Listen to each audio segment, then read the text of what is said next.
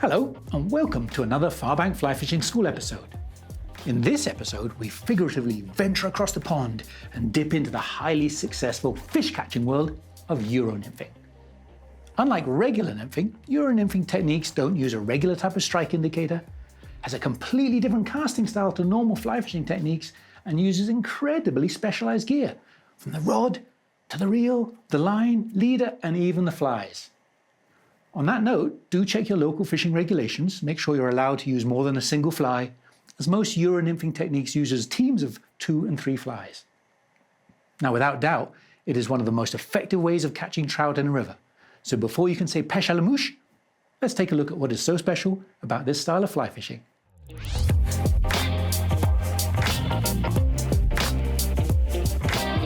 So, what is Euro-nymphing? Well, Euro-nymphing is a style of nymphing that evolved back in the late 80s, 90s really. It started to become popular in Poland and Czech and spread out throughout Europe. And there's just different ways of fishing nymphs. And one thing about Euro-nymphing you will never ever use is one of these, a bobber. We don't want those. Let's talk about Euro-nymphing, what you do use, and why would you use Euro-nymphing? Well, the simple answer is you catch a ton of fish. You catch so many more fish than your regular nymph and indicator system. It literally sweeps up and sucks in all the fish in the river, and you can catch a lot of fish. And a lot of people want to catch fish, so it's a good way to do it. It is quite technical. It's very different from regular fishing, and it requires completely different gear. And what that is, well, we'll take a look at the new gear in the very next chapter.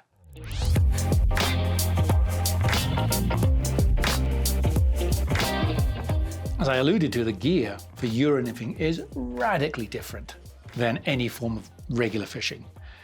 Even the rod is different. So a typical Euro-nymphing rod is going to be quite long, 10'6" or 11 foot, so much longer than a 9'5" weight. It's going to be a bit lighter in sizes, maybe 2, 3 line sizes, maybe a 4, but not really a 5 and 6 weight. A couple of things to note about the rod. You'll see that the reel is very far down, as far down from the rod as possible. And that's because one thing that's really important when you're Euro-nymphing is that you want to hold the center of the rod and have the absolute pivot point balance in your hand. And with these long rods, the longer the rods are, the further down this reel needs to be to counterbalance that rod length. So generally you're going to find these rods have reels further down. You'll also find that the rods have a very, very soft tip. Sensitivity and visibility are everything in this whole game of Euro-nymphing. So the tips are much softer than your regular rods. And even to the point of your rod rings, your rod guides here, as you can see, these are not your regular snake guides. They're little single leg rod rings. They're lighter in weight. They don't block the rod in terms of like locking the rod. It can give them a little bit more flexibility and sensitivity. So the whole rod is a very different thing from your regular 9'5" weight. Now, if you get into Euro-nymphing, it's absolutely worth buying those specialty rods. But again, to start off with, you could probably get away with your 9'5" weight or 9'4" weight. But when you get into it, these specialty rods will make a big difference. The reel is no different, right? The reel on here, I've got a Sage ESN, a Euro-nymphing rod, and the reel is going to be quite a bit heavier than your normal reel. One of the things that these rods have and these reels have is they have little different weights you change. So this is a small weight. Now, if I'm fishing a rod that's about 10 foot long, I'm going to add this weight to this reel. It's a shorter rod, doesn't need so much weight at the back end, so that balances it. If I'm fishing a longer rod, 11 foot long, I'm going to have a much heavier weight. That makes the reel heavier and brings that balance. I just want to keep the balance in the center of my hand. So keep that in mind. Make sure you get a nice reel that balances it. And then the fly line, well, the fly line, that's a very, very different thing too. While you could probably get away with your 9'4" weight rod and your regular reel, you just cannot get away with your regular reel gold. And let's just take a look. When we go to this line here, you'll see that the line's got a thin diameter.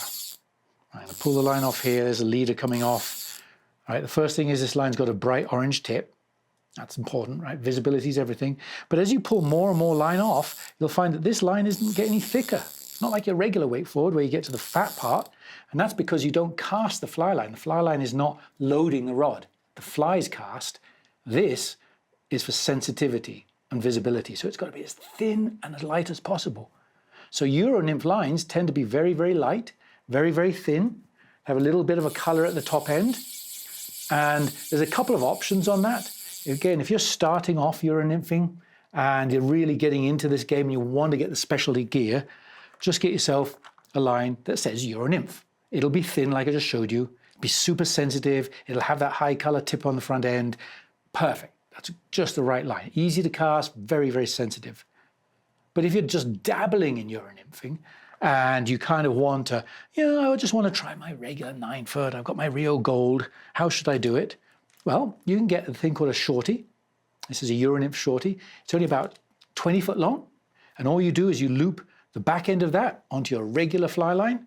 And you've got 20 feet of uronymphing line. So absolutely, just go down the river and start uronymphing. Check it out and see how this technique works. So you can definitely adapt and cheat with a little specialty line like this shorty on your regular lines. On the front of that line, right, we've got to have a leader, just like anything else. And again, with this Nymph, everything about leaders and everything about the whole rig is all about sensitivity and visibility. So the first thing we'll notice about the leader that we attach on is the butt section is white. The entire leader is white. I want to see it. The other thing is much thinner butt diameter than your regular leaders. And again, thinness means it's very much more sensitive to a stop or a check or a fish grab. So your Nymph leaders are going to generally be white or colored. They're going to be quite long. They're going to be lightly tapered.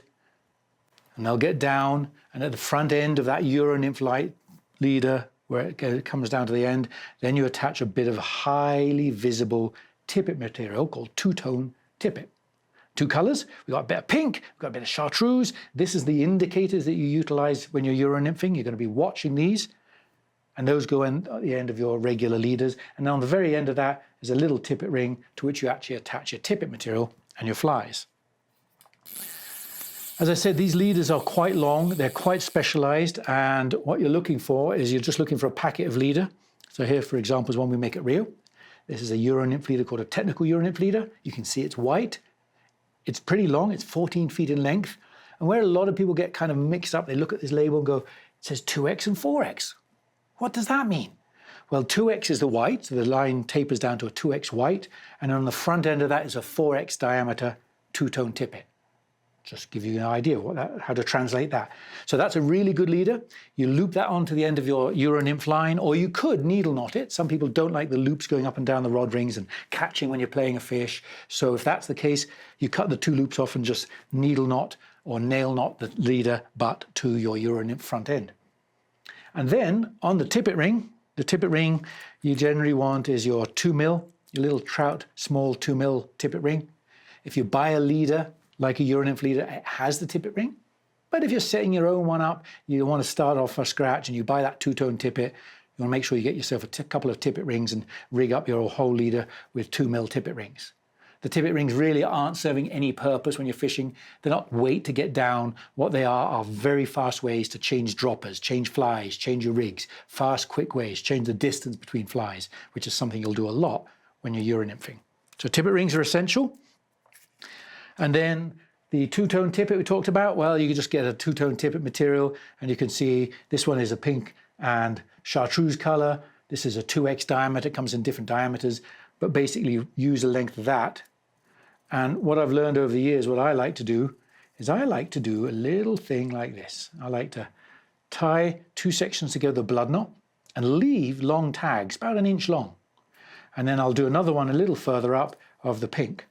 And those long tags, you're going to fish this in a vertical orientation. These long tags are super visible in the water. You'll see a lot more takes and feel a little bit more and just have something to focus on when you've got tags like that. So as you get into your uronymphing, you might want to leave tags on your two-tone tippet. As I said, that's a lot more visual.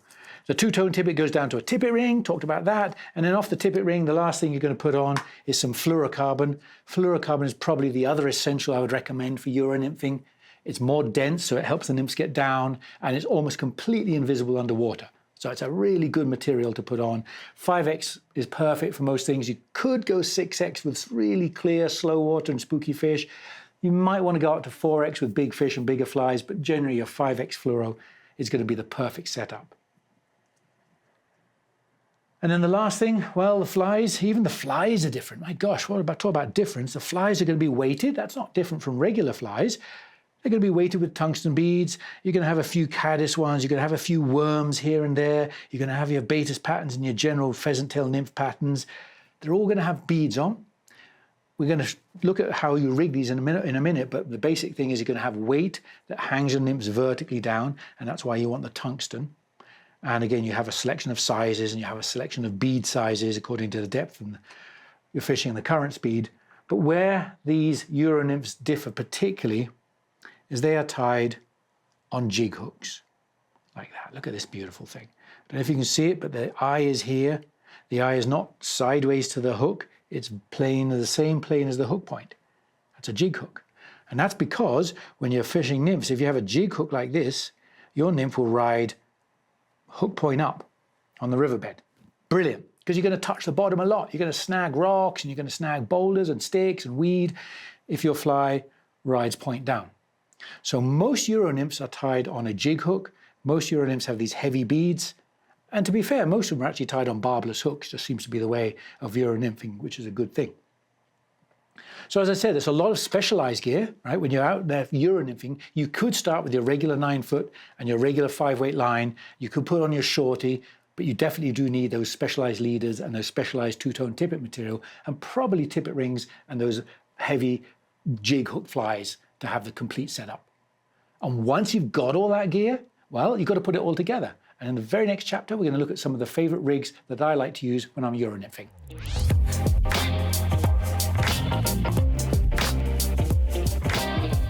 Rigging Euro nymph outfits are pretty technical as well, just like the gear. And there's ways to rig them correctly and catch a lot of fish, and there's ways to rig them incorrectly and just catch a few fish. So let's take a look at some of the fundamentals of rigging. First thing is the choice of fly. Your fly choice is based on two factors, the current speed and the depth of the water you're fishing. Why that's important is because you always want the fly, one of the flies, touching the bottom. Most rigs are going to be multi-fly rigs, so you do need to check your regulations because multi-fly rigs are not allowed everywhere. If you have regulations that are friendly and allow you to, your standard rig is going to be a 3-fly rig. Here's this two-tone tippet we talked about earlier, and here's the tippet ring. And then you'll notice that as I pull along, there's another tippet ring, and then there's a half fly hanging from that tippet ring. And then as I extend it a bit more, there's another fly hanging down off another tippet ring, wiggling away there. And as I extend it a bit further down, there's yet another fly hanging down. That's my 3-fly rig. Now, most important rule of thumb is your heaviest fly is always the end one. Whether you're fishing 2 flies or 3 flies, the heaviest fly is always the end one. That makes everything sink in a vertical manner, which is really what you're trying to achieve. So you do want your heaviest fly at the bottom. Generally speaking, you want around 20 inches. A rough guideline, can be more, can be less, but generally speaking, you want about 20 inches between each fly. So 20 inches from this fly to the middle fly. In we go.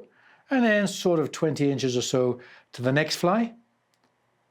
All these are tied off tippet rings on 5x fluorocarbon, as I mentioned in the previous chapter. And then X distance between this first tippet ring and the two-tone tippet. And that X, well, that factor is the speed and depth of the current. So if I'm fishing water that looks about 2 foot deep, I'll literally have 1.5 times the water depth between my two-tone tippet and my end fly.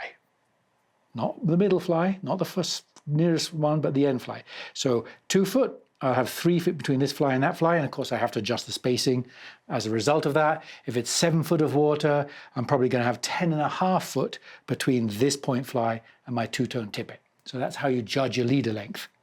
And then, as I said, the current speed is the other factor. When you have really fast current, your nymphs, you're going to pitch them in, and your nymphs will take a bit of a while to get down to the strike zone, the bottom. That's where you really are successful, when your end fly is bumping the bottom. So in fast currents, you want flies with more weight. And what's peculiar in the Euro nymphing world is the weight is determined by the size of the bead. This is what's called a 3.8 millimeter bead. It's a heavy bead. It's the heaviest bead we make at Rio on a Euro nymph. You can go up a little bit bigger, but generally speaking, much bigger than that.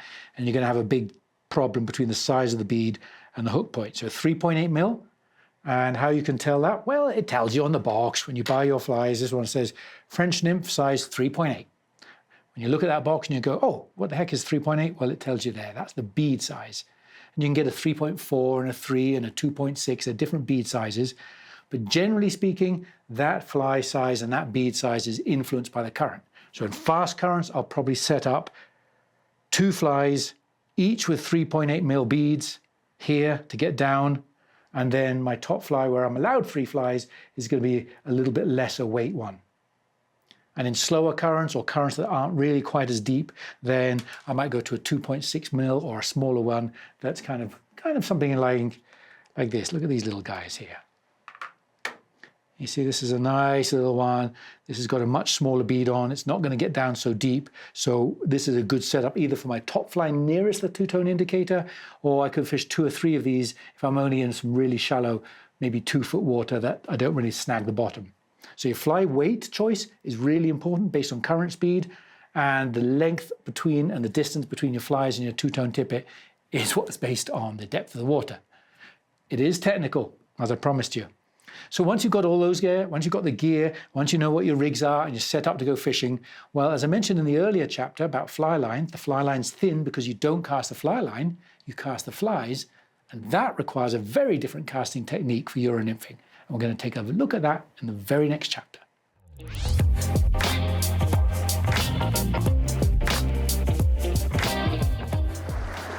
So here we are on the beautiful Gallatin River in Montana. We're in the canyon section, and it's a marvelous section for Euro nymphing because you've got lots of fast water. Look at all this fast water, and in the fast water there's rocks, and these rocks create these slow little pockets, and these are really good areas to target your Euro nymphing. So this is a particularly good type of water for Euro nymph style. Before we look at Euro nymphing, let's just take a look at a couple of the casting techniques because they're very different. If you fly casted a lot in your life and you've got this lovely natural casting stroke and you're super proud of how you cast your dry flies, you're going to have a slight problem Euro nymphing because there's no fly line weight, there's only fly weight. So if you do a normal cast, the cast won't work very well, and what will probably happen is you'll tangle. So you don't really make a fly cast with this. What you do instead is you do kind of a lob. Basically, when you've landed your flies and the flies swim downstream, which is your fishing technique, and the line and the flies are downstream of you, you're going to start the rod downstream of you and lift the rod, and in a kind of a circular movement do a lob. Not a cast, more of a lob. The lob is essential because that means it's not going to tangle. You don't really have a back cast. But perhaps the biggest difference between somebody who can Euro nymph successfully and who's starting off is that when you do your lob, what you don't want is your flies and leader to land at the same time because the current will grab the leader and pull the flies out too fast. So as you get into it, you want to do a lob and lift. And what the lift does, when you lift the rod before your flies land, that pitches the flies. The flies will land first in the water. They'll sink down to the bottom or to the bucket, and then your leader will land if you have any leader on the water, and you can nymph your way through the seams. So it's a good technique to practice. Lob and lift, make sure your flies land first, definitely not your fly line, definitely not your leader, make sure your flies land first. And then the only other tip I'd give you on casting these heavier nymph outfits and this light fly line is always start your rod directly opposite where you want your flies to land before you do your lob. So if I want to lob my flies upstream, I'm going to start the rod straight downstream and lob it upriver. My rod will start facing downriver, which is directly opposite where I want it to go. When you want your flies to land across river, then all you simply do is once your flies have swung round, you're going to swing the rod inside you, into the bank, directly opposite where you want those flies to land and lob across the river. Much better way of being accurate that way than always starting with your rod downriver and somehow trying to lob it across the river, because that doesn't work. So there are some definitely different casting techniques with the Euro nymph outfit and the Euro nymph flies on there. And hopefully you've got an understanding of now how to cast those flies.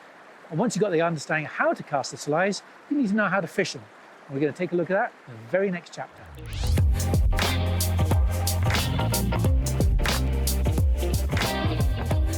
All right, so you've got those casts dialed in. You understand the lob and the lift. Once you've got that, well, let's take a look at some fishing tactics that you could do with these Euro nymph outfits.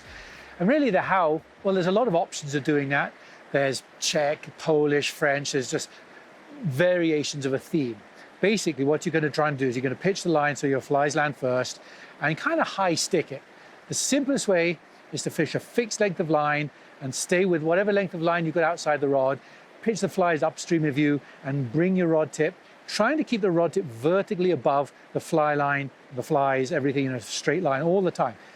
Pitch the rod upstream, sweep it downstream. You can see Chad's here sweeping the line, the flies drop, he swings the rod downstream, keeping the line straight because you've got to detect the take. We'll come on to that in a second. Another way of doing it is where you pitch the flies upstream and you slightly move the rod faster than the current, so you're leading the flies. That keeps you in touch with the flies all the time. It enables you to feel if you go over a rock to lift it. So one way is to just swing at the same speed as the current, where your leader is vertical below the rod tip. And the other way is to lead the flies by pulling the rod slightly quicker than the current. Either of those ways are working. But the key to this is you're fishing a fixed length line. Now it gets a little bit more different when you want longer line. You can French nymph it with a longer line, or you can pitch it further upstream.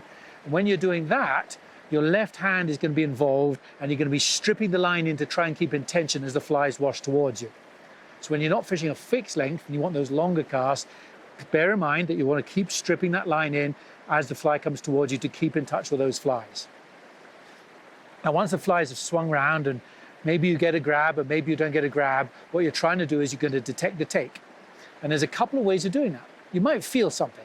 As long as your line is tight at all stages, you might feel a little shimmer, a shiver, a twitch in the line. But a couple of other things you can do is, remember in the studio when we tied up this two-tone indicator, we left these tags, so you can watch these tags, you watch your indicator in the water here, but watch the tags in Essential. Those tags make the things a little bit easier to see. So this is more of an advanced technique where you leave tags on your knots, and those just become a much more visible point of reference for you to watch, and you might see it check in the current or pull to the side slightly, so you're watching it. Some people even take a fluorescent little dough like this and they wrap it around the knot, make it a little bit more visible, right? So you could do that as well. All depends on what you want to do, what kind of level of comfort you are at trying to detect the take. So feel the take or see the take. Now, one thing of talking about the take, as you get more into this Czech nymphing and Euro nymphing style, at the end of every single cast, when the fly is swept downstream, then you want to do a false set. You want to just imagine there's a fish there. So the fly swings downstream, you can see Chad's lines there, it's washing downstream, and now he does this low little hook set before he pitches the line upstream. You'll be surprised at how many fish are on the end of that line when you do that hook set. For some reason, the fish seem to like the nymphs curling up in the current, and they grab it. And if you do that false hook set before you make the next cast, you're going to get a lot more fish doing that than just casting away. And as I said, the other thing, the kind of what's called the French nymphing style, that's more of a distance option.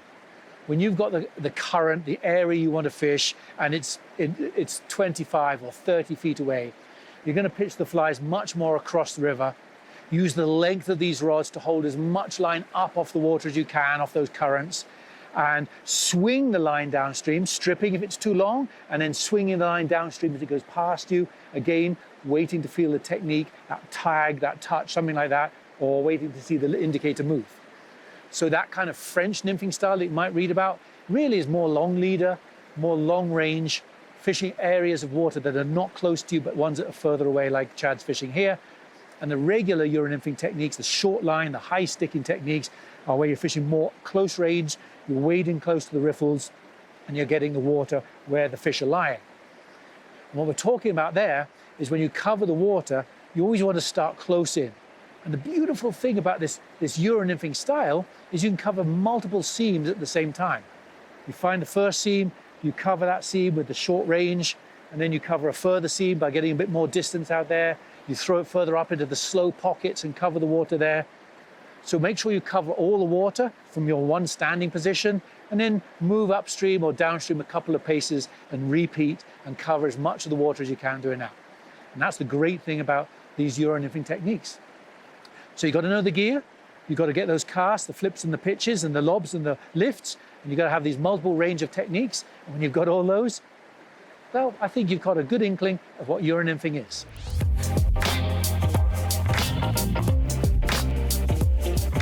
So there you have it, an in-depth look at the incredibly effective technique of Euro-nymphing.